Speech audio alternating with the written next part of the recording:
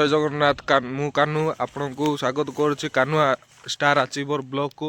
तो आपण देखी पारुथे आम रायकिया जाऊँ सागर भाई मोर सागर भाई गुड़ामसी तो सका आम बाहरलु 8टा अधे बेलू को एबे जाऊँ रायकिया सामान धरिकी आसू। तो आपण मैंने देखिपारे आपण को रायकिया व्यू देखा आज चलो देखिए देखिपारे आपण मैंने व्यू आज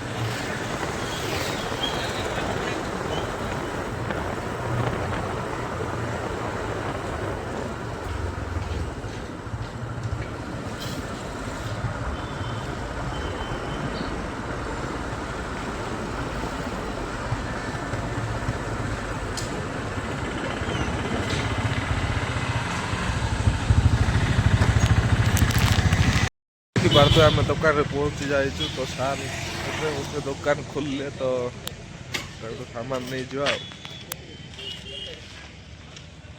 चलो खोला है तो सामान लिस्ट दे देचु से भाई आने को जाइए देखिपार दुकान बंद अच्छे बाहर बसचु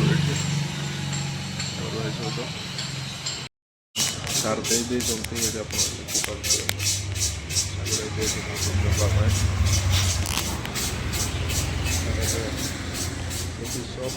କେମିତି ସାମାନ ଦେଇଛନ୍ତି ଆପଣ ଦେଖିପାରୁଥିବେ।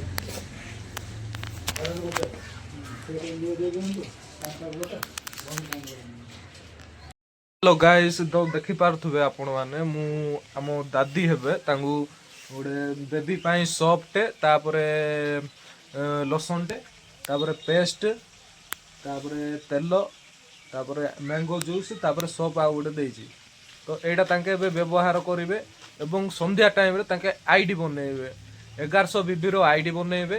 ଆଉ ତେଲ ତାପରେ ଘରକରଣା ଜିନିଷ ସମସ୍ତ ଜିନିଷ ବ୍ୟବହାର କରିବେ। ଆଉ ତାଙ୍କୁ ଆପଣମାନେ ସପୋର୍ଟ କରନ୍ତୁ। ଦାଦି ନାଁଟା ମୁନା। ତାଙ୍କେ ପ୍ରଥମେ ପେଷ୍ଟ ବ୍ୟବହାର କରୁଥିଲେ, ତ ବହୁତ ଭଲ ରେଜଲ୍ଟ ହେବାରୁ ତାଙ୍କେ ମଗେଇଛନ୍ତି। ଏଇଟା ତମେ ଦେଖିପାରୁଥିବ, ଏଇଟା ପେଷ୍ଟ 135 ଟଙ୍କା ଅଛି କ୍ଲୋଜଅପ୍ର। ତ এই କ୍ଲୋଜଅପ୍ଟା କୌଣସି କାମକୁ ନାହିଁ, ମାନେ ଖାଲି ମାଉଥ୍ ଖାଲି ଫ୍ରେଶ୍ କରିଦେବ, ଛାଡ଼ିଦେବ।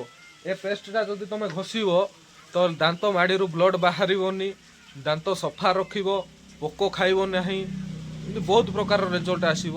ମେନ୍ ହେଲା ଆମ ପାଟିରୁ ଦୁର୍ଗନ୍ଧ ବି ଆସିବ ନାହିଁ। ସନ୍ଧ୍ୟା ଟାଇମ୍ରେ ଆମର ଦେଖିବେ ସକାଳେ ଆମେ ବ୍ରସ୍ କରିଥିବା, ସନ୍ଧ୍ୟାରେ ଦୁର୍ଗନ୍ଧ ଆସୁଥିବ। ତ ଏଇ ପେଷ୍ଟଟା ଯଦି ଆମେ ବ୍ୟବହାର କରିବା ତ ଆମର ଦୁର୍ଗନ୍ଧ ବି ହେବ ନାହିଁ।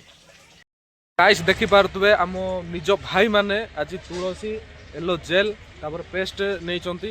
ତ କେମିତି ରେଜଲ୍ଟ ଆସୁଛି ନେକ୍ସଟ ଦିନ ଆମେ ତାଙ୍କୁ ପଚାରିବା, ବୁଝିବା କ'ଣ ରେଜଲ୍ଟ ଆସୁଛି। ଝାଣ୍ଟୁ ଭାଇ ପ୍ରଥମେ ଗୋଟେ ଜୁସ୍ଟେ ୟୁଜ୍ କରୁଥିଲେ, ତ ତୁଳସୀ ବି ୟୁଜ୍ କରୁଥିଲେ, ଏବେ ଆଉ ଗୋଟେ ପରେ ତୁଳସୀ ଗୋଟେ ନେବେ। ତ କେମିତି ତାଙ୍କର ରେଜଲ୍ଟ ଥିଲା ଝାଣ୍ଟୁ ଭାଇ ଟିକେ କୁହନ୍ତୁ, ତୁଳସୀ କେମିତି ଲାଗୁଛି ଆପଣଙ୍କୁ?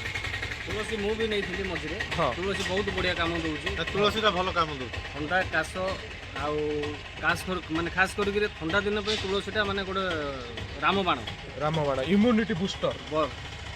ତ ଗୁଡ୍ ଏମ୍ସି ଭାଇ, ଗୁଡ୍ ଏମ୍ସି। Good MC. ଦେଖିପାରୁଥିବେ ଆଜି ଆମର ଗ୍ରୁପ ମିଟିଂ ହଉଛି। Sir good MC. ତ ହରି ଭାଇ ଆମର ଆସିଛନ୍ତି, ଜଗନ୍ନାଥ ସାର୍ ଆସିଛନ୍ତି, କାଶୀରାମ ସାର୍ ଆସିଛନ୍ତି, ତ ମଦନ ସାର୍, ସାଗର ଭାଇ ଆଉ ଅମିତ ସାର୍ ଆସିଛନ୍ତି। ତ ଆମର ଗ୍ରୁପ ମିଟିଂ ଚାଲିଛି। ତ ନୂଆ ଆଉଟଲେଟ୍ ହେବାକୁ ଯାଉଛି ମୋ ନାଁରେ, Kanha star achiever blog channel ଇଏରେ। ତ ସାର୍ ମାନେ ବହୁତ ସପୋର୍ଟ କରୁଛନ୍ତି, ତାଙ୍କ ପାଇଁ good MC. Like share subscribe କରିବାକୁ ଭୁଲିବେନି, କମେଣ୍ଟ ବି କରନ୍ତୁ। ବହୁତ ବଢିଆ ଗୁଡ୍ ଏମ୍ସି।